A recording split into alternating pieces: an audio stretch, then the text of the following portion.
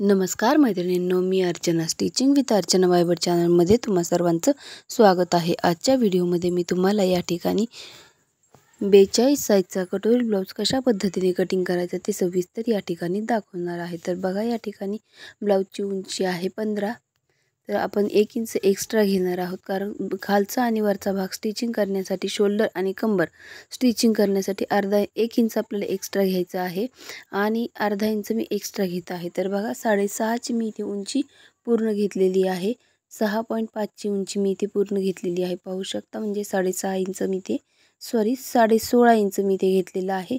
बगल उंची घेतलेली आहे 6 इंच, पहा इथे 6 इंच घेतलेलं आहे।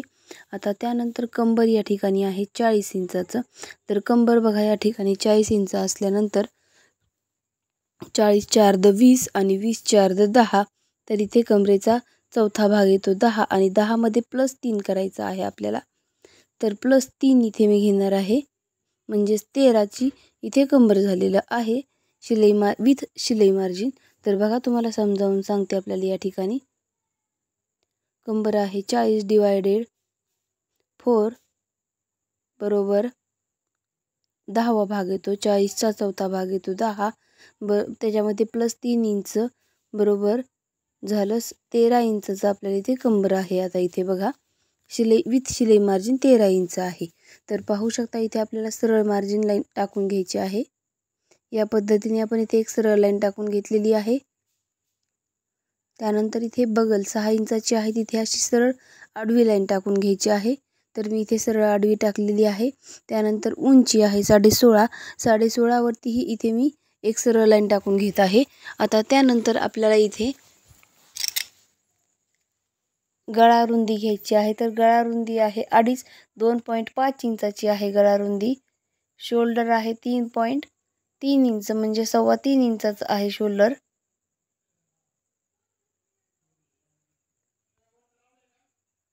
त्यानंतर इथे 6 इंचावरती आपल्याला सरळ एक लाईन टाकून घ्यायची आहे आणि आता इथे आपल्याला बगलेचा आकार काढून घ्यायचा आहे।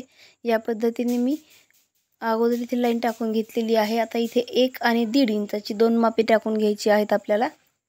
पहा, इथे कितीही मोठा साईजचा ब्लाऊज असो मैत्रिणींनो, अजिबात घाबरायचं नाही।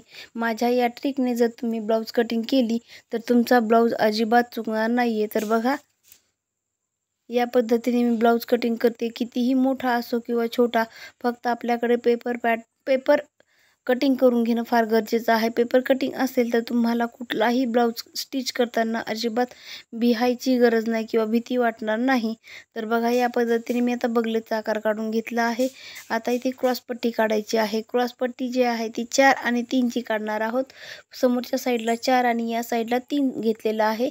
इथे 3 ज्या जागेवर आहे तिथे एक सरळ लाईन टाकून घेऊयात आणि इथे मी कर्वपट्टीच्या मदतीने क्रॉसपट्टीचा आकार टाकून घेत आहे। तुम्हाला जर पट्टी नसेल तर तुम्ही हाताने दिला तरीही चालतं। आता इथे आपली कटोरी आहे 5.5, तर मी इथे 5.5 ची एक खूण करून घेतली आहे आणि अंदाजे 2 ते 2.5 इंच एक सरळ लाईन टाकून घेतलेली आहे।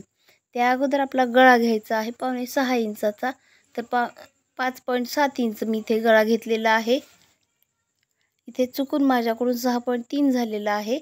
तर बघा, इथे 5.5 इंचाचा आहे, म्हणजे 6 इंचाला पाव इंच कमी आहे। तर बघा, इथे या पद्धतीने 2.5 आणि 5.5 चा बॉक्स केलेला आहे। इथे 1 इंच घेऊन असा गोल आकार द्यायचा आहे, म्हणजे मग आपला जो गोल गळा असतो समोरचा तो व्यवस्थित गोल गळा येणार आहे, याची काळजी आपण घ्यायची आहे। तर बघा, इथे 5 इंचावरती एक खूण करणार आहे मी। त्यानंतर इथे 2.5 इंचावरती एक खूण करायची आहे आणि या सगळ्या खुणा व्यवस्थित जोडून आपल्याला कटोरीचा आकार काढून घ्यायचा आहे। तर बघा, इथे मी कटोरीचा आकार काढून घेतलेला आहे। याच प्रकारे तुम्ही ही कटिंग करून आखून घेणार आहात। त्यानंतर आता इथे मी कटिंग करून घेत आहे। कटिंग करताना अगोदर हा शोल्डरचा भाग कट करू, त्यानंतर हा साईडचा भाग शिलाई मार्जिनच्या साईडला एक्स्ट्रा जो पेपर उरलेला आहे इथे आपल्याला कटिंग करून घ्यायचा आहे। आणि त्यानंतर बघा, इथे बगलेचा भाग जो आहे, एकच बगल 1.5 इंचावरची आहे ती अगोदर कट करून घ्यायची आहे। कारण इथे आपल्याला बॅक आणि फ्रंट दोन्हीही काढणार आहोत। तर बघा आता बॅक आणि फ्रंट जे आहे तिथे वेगळे करून घ्यायचे आणि त्यानंतर जे आहे तर फ्रंटची बगल आपल्याला कट करायची आहे। तर कसं कधी काय कट करायचं ते व्यवस्थित समजावून सांगते तुम्हाला। आता या ठिकाणी आपल्याला गळा कट करून घ्यायचा आहे। तर बघा इथे मी गळा कट करून घेत आहे। फ्रंटचा जो गळा आहे तो या ठिकाणी मी कट करून घेतलेला आहे। त्यानंतर 4-3 ची जी क्रॉस पट्टी आहे आपली तर तीही या ठिकाणी मी 4-3 ची क्रॉस पट्टी कट करून घेत आहे। या प्रकारे आपण कटिंग करून घेणार आहोत मैत्रिणींनो। त्यानंतर बघा आता इथे कटोरीचा जो भाग आहे तोही मी या ठिकाणी कटोरी कट करून घेत आहे।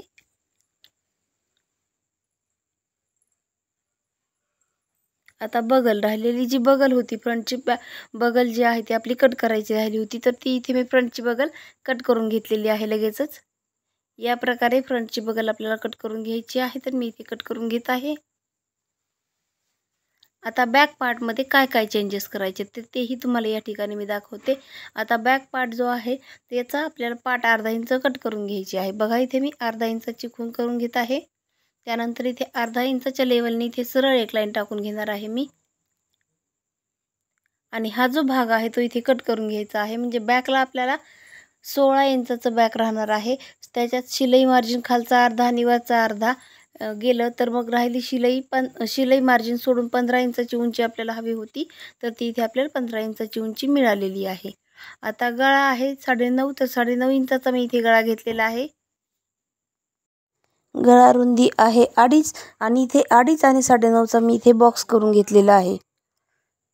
आणि कस्टमरला गळा ज्या पद्धतीने हवा आहे कस्टमरला गळा आपल्याला ज्या पद्धतीने हवा आहे त्या पद्धतीने आपण आखून घ्यायचा आहे। इथे मला गोल गळा हवा होता कस्टमरला तर त्यामुळे इथे मी गोल गळा आखून घेतलेला आहे आणि याचं कटिंग करून घेत आहे। तर बघा या पद्धतीने मी इथे कटिंग करून घेत आहे। आता इथे आपला बॅक पार्ट रेडी आहे। आता राहिला भाग फक्त कटोरी वाढवायचा।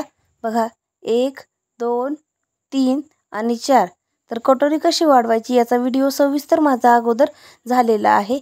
तर इथे मी कटोरी वाढवून घेतलेली आहे। कुठे किती वाढवलेली आहे तेही तुम्हाला समजावून सांगते।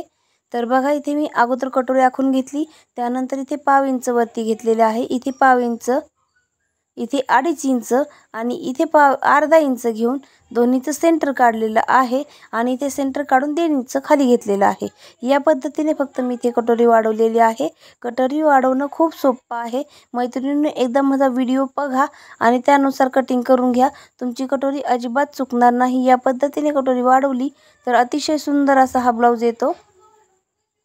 तर पहा माझं कटोरी वाढवून कटिंग करून इथे झालेलं आहे। मैत्रिणींनो जर तुम्ही या प्रकारे कटोरी वाढवून आणि शिवून पाहिलं तर कुठल्याही मापाचा लहान असो किंवा छोटा असो ब्लाउज तुमचा अजिबात चुकणार नाही। या पद्धतीने तुम्ही कटिंग करून पहा आणि याचं स्टिचिंग करून घ्या। मैत्रिणींनो जर तुम्हाला माझा व्हिडिओ आवडत असेल तर लाईक शेअर आणि सबस्क्राईब करायला विसरू नका। थँक्यू।